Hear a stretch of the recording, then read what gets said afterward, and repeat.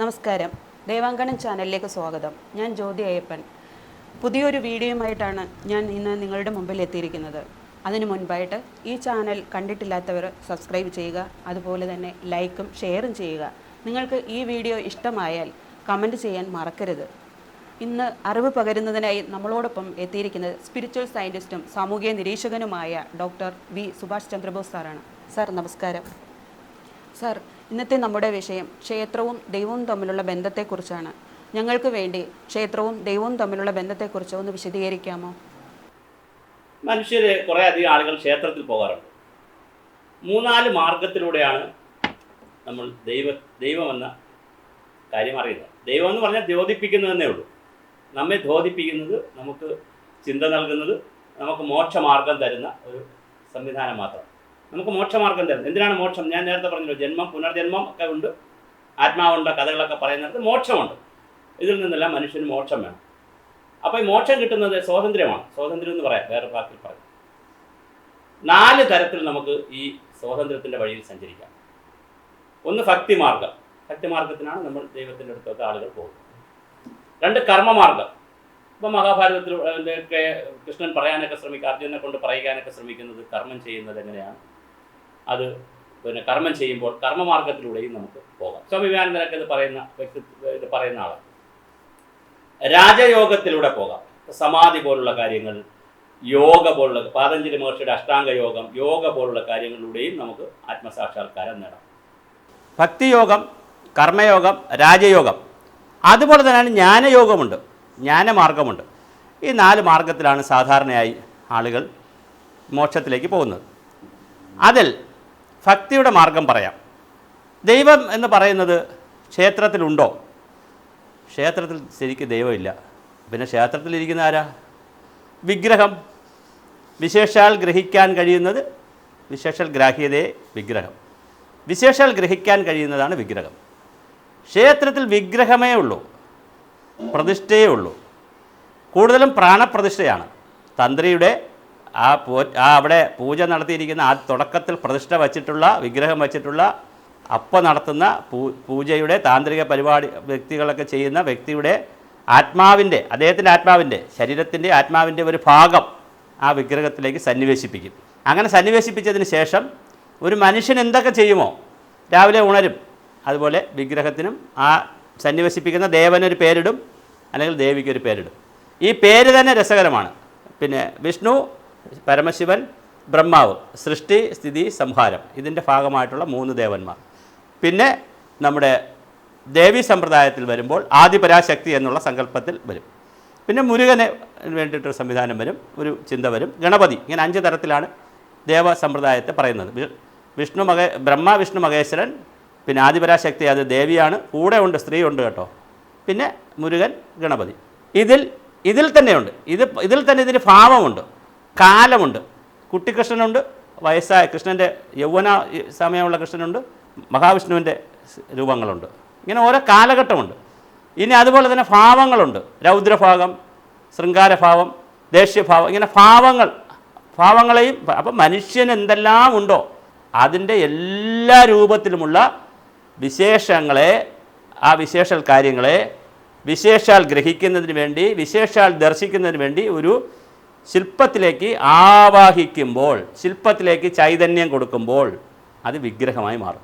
പിന്നെ അവിടെ എന്താ ചെയ്യുന്നത്? ഒരു മനുഷ്യൻ എന്തൊക്കെ ചെയ്യുമോ?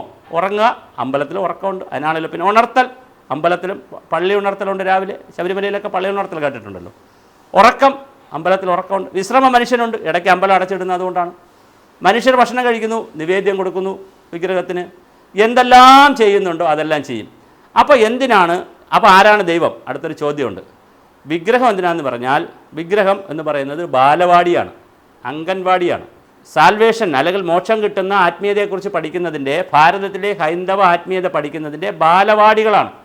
എന്ന് പറഞ്ഞാൽ സ്വാമി വിവേകാനന്ദനാകട്ടെ, അല്ലെങ്കിൽ ആദിശങ്കരനാകട്ടെ, അങ്ങനെ മഹാരഥന്മാരെല്ലാം, ഗുരുദേവനാണ്, എല്ലാവരും പറഞ്ഞു പോയിട്ടുള്ള കാര്യങ്ങളാണ് ഇതൊക്കെ. അല്ലാതെ എൻ്റെ കണ്ടുപിടുത്തമല്ല. എന്താണ് വിഷയം? വളരെ ലളിതമാണ്. തിരക്ക് പിടിച്ച ലൗകിക ജീവിതത്തിനിടയിൽ ഈ ജ്ഞാനമാർഗത്തിലേക്ക് പോകാൻ, അല്ലെങ്കിൽ പിന്നെ അതുപോലെ തന്നെ രാജയോഗത്തിലേക്ക് പോകാൻ, യോഗയുടെ അഷ്ടാംഗ യോഗയെല്ലാം ചെയ്യാനും ഒക്കെ ഉള്ള സമയം മനുഷ്യർക്ക് കുറവാണ്. അവർ ലൗകിക ജീവിതം നയിക്കുന്നവരാണ്. അപ്പോൾ അവർക്ക് വളരെ പെട്ടെന്ന് പോകുവാനും പെട്ടെന്ന് സംവേദിക്കുവാനും പെട്ടെന്ന് ദർശിക്കുവാനും കഴിയുന്ന ഒരു ഇടമായിട്ടാണ് ക്ഷേത്രം. അതുകൊണ്ടാണ് ആദിശങ്കരൻ ജ്ഞാനമാർഗം നേടിയവർ സാധാരണ അമ്പലങ്ങളിൽ പോകാറില്ല. സ്വാമിമാരും സന്യാസിമാരൊന്നും അങ്ങനെ അമ്പലങ്ങളിൽ പോകാറില്ല. സന്യാസിമാർ ഒട്ടും പോകാറില്ല, സ്വാമിമാരും പോകാറില്ല, അമ്പലങ്ങളിൽ പോകാറില്ല. അവർ പിന്നെ പ്രഭാഷണത്തിന് പോകും, അല്ലാതെ അവിടെ പോയി വിഗ്രഹത്തിന് മുമ്പിൽ പോയി തൊഴാറില്ല. കാരണം അതിൻ്റെ മുകളിലുള്ള ചൈതന്യത്തെ, പ്രപഞ്ച ചൈതന്യമാകുന്ന ദൈവത്തെ, അതാണ് ദൈവം, അതിനെ മനസ്സിലാക്കിയവരാണ് അവർ. അപ്പോൾ പ്രപഞ്ചത്തിന് ആത്മാവുണ്ട്, പ്രപഞ്ചത്തിനൊരു ചൈതന്യമുണ്ട്, പ്രപഞ്ചത്തിനൊരു മനസ്സുണ്ട്, പ്രപഞ്ചത്തിന് ബ്രഹ്മമുണ്ട്. ഈ ബ്രഹ്മത്തെയും ആ പ്രപഞ്ചത്തിൻ്റെ ചൈതന്യത്തെയും ഒക്കെയാണ് ദൈവമായി കണക്കാക്കുന്നത്. അതിൽ നമുക്കിഷ്ടപ്പെട്ട ദേവതയെ നമുക്കിഷ്ടപ്പെട്ട ഭാവത്തിൽ ഇഷ്ടപ്പെട്ട രൂപത്തിൽ നമ്മളൊരു സ്ഥലത്ത് വയ്ക്കുന്നു, അവിടെ പ്രാണപ്രതിഷ്ഠ നടത്തുന്നു, പിന്നെ അതിൽ ചൈതന്യം ഉണ്ടാകാൻ വേണ്ടി പൂജാതി കർമ്മങ്ങൾ ചെയ്യുന്നു. അവിടെ വൃത്തിയാക്കുന്നു, കുളിപ്പിക്കുന്നു, പട്ടുപിടിപ്പിക്കുന്നു, തിരി കൊളുത്തുന്നു, വിളക്ക് കൊളുത്തുന്നു, പൂജ നടത്തുന്നു. അത് ചൈതന്യം ഉണ്ടാകാനാണ്.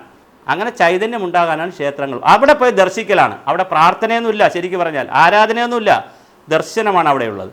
അത് സ്വകാര്യ ഇടവുമാണ്. ഡൈറ്റി മൈനറാണ്. അതുകൊണ്ടാണ് ദേവസ്വം വന്നത്. അല്ലെങ്കിൽ ദേവസ്വം വരേണ്ട കാര്യമില്ല. മേജറാണെങ്കിൽ പിന്നെ അമ്പലത്തിനെ അങ്ങ് ഏൽപ്പിച്ചാൽ പോരെ, ദേവനെ ഏൽപ്പിച്ചാൽ പോരെ സ്വത്ത്. അത് മൈനറാണ്, അങ്ങനെയാണ് കണക്കാക്കി വെച്ചിരിക്കുന്നത്. അവിടെ ദർശിക്കാനാണ് പോകുന്നത്, ഒരാളെ അങ്ങോട്ട് വിളിക്കുന്നില്ല. ദർശനമാണ് അവിടെ ഉള്ളത്. ക്ഷേത്രത്തിനും ഒരു കാഴ്ചപ്പാട് വന്നിട്ടുണ്ട്. അപ്പോൾ ക്ഷേത്രം എന്ന് പറയുന്ന അത്തരത്തിലുള്ള ചൈതന്യമുള്ള വിഗ്രഹങ്ങൾക്ക് ചൈതന്യം ഉണ്ടാക്കി വച്ചിരിക്കുന്ന ഒരു സ്ഥലമാണ്. അവിടെ നമ്മൾ പോകുന്നത് ദർശിക്കുവാനാണ്. ഈ പ്രപഞ്ചത്തിലെ ശക്തികളിൽ നമുക്കിഷ്ടപ്പെട്ട, ഇപ്പോൾ വിഘ്നം ഉണ്ടാവാതിരിക്കാൻ ഗണപതിയെ ആരാധിക്കുന്നു. അതുപോലെ തന്നെ പിന്നെ വിദ്യയുടെ ദേവതയായി സരസ്വതിയെ ആരാധിക്കുന്നു. സമ്പത്തിൻ്റെ ദേവതയായി ലക്ഷ്മിയെ ആരാധിക്കുന്നു. നമുക്ക് മനുഷ്യർക്ക് ഓരോ വിഷയങ്ങൾ ഭൗതിക ജീവിതത്തിൽ നേടുന്നതിന് വേണ്ടി ഓരോ സങ്കല്പങ്ങളെ കൊണ്ടുവന്ന് ആ സങ്കല്പങ്ങൾക്കെല്ലാം ഒരു ശില്പത്തിൻ്റെ രൂപം അല്ലെങ്കിൽ വിഗ്രഹത്തിൻ്റെ രൂപം കൊണ്ടുവന്ന് അതിൽ ഇരുന്ന് പ്രാർത്ഥിക്കുന്നു. അല്ലെങ്കിൽ പ്രാർത്ഥിക്കുകയല്ല, അതിൻ്റെ മുമ്പിൽ പോയി ദർശിക്കുന്നു, അതിൻ്റെ ദർശനം നടത്തുന്നു. പിന്നെ കുറേ ആളുകൾ അവിടെ പോയി പ്രാർത്ഥിക്കുക, ആരാധനയൊക്കെ ചെയ്യും, പൂജയൊക്കെ ചെയ്യും. ഒരാത്മബലത്തിന് വേണ്ടി പിന്നെ നേർച്ച കൊടുക്കുന്നവരുണ്ട്, അവിടെ അർച്ചനയ്ക്ക് കൊടുക്കുന്നവരുണ്ട്. അതെല്ലാം അവരുടെ മനസ്സിൻ്റെ മാനസികമായ ധൈര്യത്തിന് വേണ്ടി, ആത്മബലത്തിന് വേണ്ടിയിട്ടാണ് അത് ചെയ്യുന്നവരുണ്ട്. ഇപ്പോൾ പൊങ്കാലയ്ക്ക് ഇടുക എന്ന് പറഞ്ഞാൽ സന്തോഷം കൊണ്ട് ചെയ്യുന്നവരുണ്ട്, സങ്കടം കൊണ്ട് ചെയ്യുന്നവരുണ്ട്, ദുഃഖം കൊണ്ട് ചെയ്യുന്നവരുണ്ട്, രോഗം മാറാൻ ചെയ്യുന്നവരുണ്ട്. പല രൂപത്തിലാണ് ആളുകൾ ചെയ്യുന്നത്. അപ്പോൾ അങ്ങനെയുള്ള ഇടങ്ങളാണ് ക്ഷേത്രങ്ങൾ എന്ന് പറയുന്നത്. ദൈവമെന്ന് പറയുന്നത് അതിനേക്കാൾ കുറച്ചുകൂടി ഉയർന്ന തലത്തിൽ നിൽക്കുന്ന ഈ പ്രപഞ്ചത്തിൻ്റെ ശക്തികളാണ്. അപ്പോൾ അത് ജ്ഞാനമാർഗമാണ്. അങ്ങനെ മനസ്സിലാക്കുന്നത് ജ്ഞാനമാർഗമാണ്. അത് അവരവർക്ക് മനസ്സിലാകണമെങ്കിൽ, ഓരോരുത്തർക്കും മനസ്സിലാകണമെങ്കിൽ കുറച്ചുകൂടി ഡെപ്തിലേക്ക് അവർ പോകേണ്ടതുണ്ട്. വിഗ്രഹത്തിൻ്റെ ആ ചിന്തകൾക്കപ്പുറം അവരുടെ മനസ്സിനെ കൊണ്ടുപോകേണ്ടതുണ്ട്. ഞാൻ ആരാണ്, എന്താണ് ഈ പ്രപഞ്ചം, പ്രപഞ്ചത്തിൻ്റെ ശക്തികൾ ഏതാണ്, ആരാണിത് ജനറേറ്റ് ചെയ്തിരിക്കുന്നത്, ആരാണിത് ഓപ്പറേറ്റ് ചെയ്ത് കൊണ്ടുപോകുന്നത്, സൃഷ്ടിച്ചതാരാണ്, ഇങ്ങനെ നിലനിൽക്കുന്നത് എന്തുകൊണ്ടാണ്, എങ്ങനെയാണ് ഇതിന് രൂപമാറ്റം. സംഹാരമെന്ന് പറയാൻ കഴിയത്തില്ല, കാര്യം ഇല്ലാതാവുന്നു, അങ്ങനെ സംഹാരമെന്ന് പറയാം. പക്ഷേ സമ്പൂർണ്ണമായ നാശം ആയിട്ടല്ല പുതിയത് വരുന്നത്. അതിൻ്റെ മെറ്റീരിയലൊക്കെ തന്നെയാണ്, ഒന്നിൻ്റെ മെറ്റീരിയലൊക്കെ തന്നെയാണ് മറ്റുള്ളതിനൊക്കെ കയറി വരുന്നത്. അപ്പോൾ അതുകൊണ്ട് രൂപമാറ്റം എന്ന് പറയുന്നതാണ് നല്ലത്. അപ്പോൾ അങ്ങനെ രൂപമാറ്റം എന്തുകൊണ്ട് സംഭവിക്കുന്നു എന്നുള്ളത് മനസ്സിലാക്കലാണ് ദൈവത്തെ അറിയൽ. അത് മനസ്സിലാക്കുമ്പോഴാണ് മനുഷ്യരെക്കാൾ ശക്തിയുള്ള, അല്ലെങ്കിൽ മനുഷ്യരെയും എല്ലാവരെയും നിയന്ത്രിക്കുന്ന ചില ശക്തികൾ ഈ പ്രപഞ്ചത്തിലുണ്ടെന്നും അതിനെയാണ് നമ്മൾ ദൈവമെന്ന് കാണുന്നത്. അതിനെ പക്ഷേ നമുക്ക് മനസ്സിലാക്കാൻ വേണ്ടിയിട്ട്, നമുക്ക് പെട്ടെന്ന് മനസ്സിലാക്കാൻ വേണ്ടി നമ്മൾ എന്ത് ചെയ്യുന്നു, ക്ഷേത്രങ്ങൾ വയ്ക്കുന്നു. അവിടെ പോയി ഈ പറയുന്ന ചൈതന്യം, അവിടെ പിന്നെ പൂജയൊക്കെ മറ്റു കാര്യങ്ങളൊക്കെ നടത്തി കഴിഞ്ഞാൽ അവിടെ ചൈതന്യം ഉണ്ടാകുന്നു. നമുക്കതിൽ നിന്നൊരു ഊർജ്ജം കിട്ടുന്നു അവിടെ ചെല്ലുമ്പോൾ. അതുകൊണ്ടാണ് കുടുംബദേവതകൾ ഉണ്ടാക്കി വെച്ചത്. വീടുകളിൽ ക്ഷേത്രങ്ങൾ പണിയുമായിരുന്നു. ഗ്രാമദേവതയുണ്ട്. ഒരു ഗ്രാമമുണ്ടെങ്കിൽ അവിടെ ഒരു ഗ്രാമദേവതയുണ്ടായിരിക്കും, ഗ്രാമദേവൻ ഉണ്ടായിരിക്കും. അവിടെ ഒരു ക്ഷേത്രം പണിഞ്ഞു വെക്കും. ഇഷ്ടദേവതയുണ്ട്. ശബരിമല ആളുകൾ പോകുന്നു, അത് ഇഷ്ടദേവൻ അയ്യപ്പനോടുള്ള ഇഷ്ടം കൊണ്ട് പോകുന്നതാണ്. ഗുരുവായൂർ പോകുന്നു, ഇഷ്ടം കൊണ്ട് പോകുന്നതാണ് കൃഷ്ണനോടുള്ള. അവിടെ കൃഷ്ണ വിഗ്രഹമല്ല, അത് വേറെ കഥ. കൊട്ടാരക്കര ഗണപതി ക്ഷേത്രം എന്നാണ് പറയുന്നത്. കൊട്ടാരക്കര ഗണപതി ക്ഷേത്രമല്ല, അത് മഹേശ്വരൻ്റെ ക്ഷേത്രമാണ്. അവിടെ ചെറിയൊരു അമ്പലമാണ് ഗണപതി ക്ഷേത്രം. അത് ഇങ്ങനെ പറഞ്ഞാൽ ഒരുപാട് കാര്യങ്ങൾ വേറെ പറയേണ്ടി വരും. അപ്പോൾ ഞാൻ സൂചിപ്പിച്ചത്, ക്ഷേത്രത്തിൽ നമ്മൾ പോകുന്നത് ദൈവത്തെ കാണാനല്ല.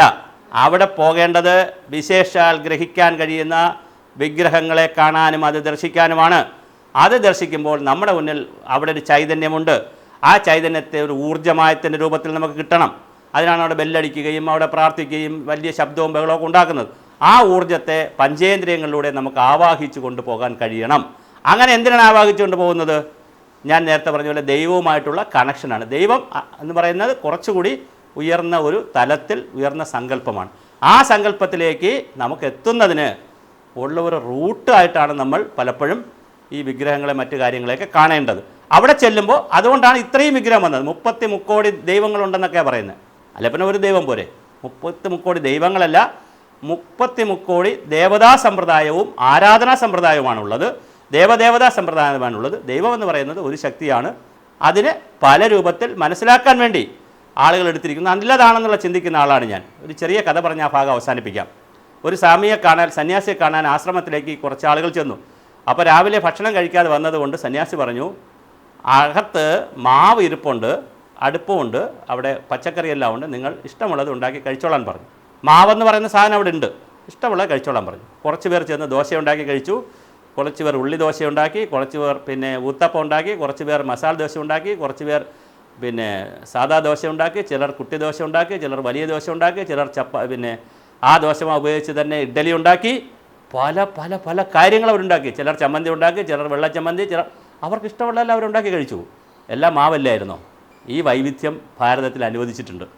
അതുകൊണ്ട് ദൈവമെന്നുള്ള ഒരിടത്തേക്ക് എത്താൻ പല വഴികളിലൂടെ ആളുകൾ ചെല്ലുന്നു. കടലിലേക്ക് വെള്ളമെത്താൻ തോടുകൾ വഴിയും കുളങ്ങൾ വഴിയും കിണറിൻ്റെ അടിവശം വഴിയും ഭൂമിയുടെ മുകളിലൂടെയും പല രൂപത്തിൽ കടലിലേക്ക് വെള്ളമെത്തും. എല്ലാം വെള്ളമാണ് എന്ന് പറയുന്ന പോലെ ഈ പ്രപഞ്ചമാകുന്ന ഏകത്വത്തിലേക്ക് എത്താൻ, അല്ലെങ്കിൽ ദൈവമാകുന്ന ഏകത്വത്തിലേക്ക് നാനാത്വത്തിലൂടെ നാനാ വഴികളിലൂടെ നിങ്ങൾക്കെത്താം. എനിക്കും എത്താം, നിങ്ങൾക്കും എത്താം. അങ്ങനെ എത്താനായി നമ്മൾ സഞ്ചരിക്കുമ്പോൾ ആ നാനാ വഴികളിൽ നമ്മുടെ ആത്മബലം കൂട്ടാൻ, നമ്മളുടെ ഭൗതിക സൗകര്യങ്ങളിൽ ഓരോ കാര്യങ്ങൾക്കും നമുക്ക് കൂടുതൽ കൂടുതൽ ഊർജം കിട്ടാൻ തീർച്ചയായിട്ടും വിശേഷാൽ ഗ്രഹിക്കാൻ കഴിയുന്ന വിഗ്രഹങ്ങളെ നമ്മൾ വിഗ്രഹങ്ങളുടെ രൂപത്തിൽ കൊണ്ടുവച്ച്, ശില്പങ്ങളെ കൊണ്ടുവച്ച് അവിടെ ചൈതന്യം കൊണ്ടുവന്ന്, പൂജകൾ നടത്തി ചൈതന്യം കൊണ്ടുവന്ന് അതിനെ നമ്മൾ ആരാധിക്കുന്നു, പ്രാർത്ഥിക്കുന്നു, അവിടെ പോയി ദർശിക്കുന്നു. അതാണ് ദൈവസങ്കല്പമായി നാം മനസ്സിലാക്കേണ്ടത്. അല്ലാതെ വിഗ്രഹത്തിൽ ദൈവമുണ്ടോ, അത് കല്ലല്ലേ എന്ന് ചോദിച്ചാൽ തീർച്ചയായിട്ടും അത് കല്ലാണ്. വയ്ക്കുന്നതിന് മുമ്പും കല്ലാണ്, അത് വിശേഷാൽ ഗ്രഹിക്കുന്ന സമയം കഴിഞ്ഞാലും അത് കല്ലാണ്, കല്ല് തന്നെയാണ്. പക്ഷേ അതിനിടയ്ക്കൊരു ഇടവേളയുണ്ട്. അത് ശില്പി അവിടെ വച്ച് കഴിയുമ്പോൾ, അവിടെ പൂജ ചെയ്ത് കഴിയുമ്പോൾ, അതിൽ ചൈതന്യം വന്നു കഴിയുമ്പോൾ അതിൻ്റെ പേര് കല്ലെന്നല്ല, അത് വിഗ്രഹമായി മാറും, വിശേഷാൽ ഗ്രഹിക്കാനുള്ളത് മാറും. എത്ര കാലമാണോ അവിടെ പൂജയും മറ്റു കാര്യങ്ങളും ചൈതന്യവുമൊക്കെ ഉള്ളത് അത്രയും കാലം അത് വിഗ്രഹമായി തന്നെ നിലനിൽക്കും. അതിലൂടെ നമുക്കൊരു കണക്ടിവിറ്റി കിട്ടും. അങ്ങനെ ഒരു കണക്ടിവിറ്റി കിട്ടാൻ വേണ്ടിയിട്ടാണ് തീർച്ചയായും ഇങ്ങനെ ഒരു ആരാധനാ സമ്പ്രദായവും ഭാരതത്തിൽ ഉടലെടുത്തത്. മറ്റ് പിന്നെ ഭയത്തിൻ്റെ ഭാഗമായി നമുക്ക് ഇഷ്ടമില്ലാത്ത അല്ലെങ്കിൽ ഭയമുള്ള സൂര്യൻ, പണ്ട് കാലം, ഇപ്പോൾ ഭയമൊന്നുമില്ല, പാമ്പ്, പല കാര്യങ്ങൾ നമ്മൾ ആരാധിച്ചിരുന്നു. പക്ഷേ എങ്കിൽ പോലും ശരിയായിട്ടുള്ള യഥാർത്ഥത്തിലുള്ള ആരാധനാക്രമത്തിൽ ഇങ്ങനെ ഈ ഉള്ള ഒരു രീതിയും കൂടി ഭാരതത്തിൽ അനുഷ്ഠിച്ച് പോരുന്നുണ്ട്. ഇതൊക്കെ നമ്മൾ ഗൗരവമായി മനസ്സിലാക്കേണ്ട വിഷയങ്ങളാണ്.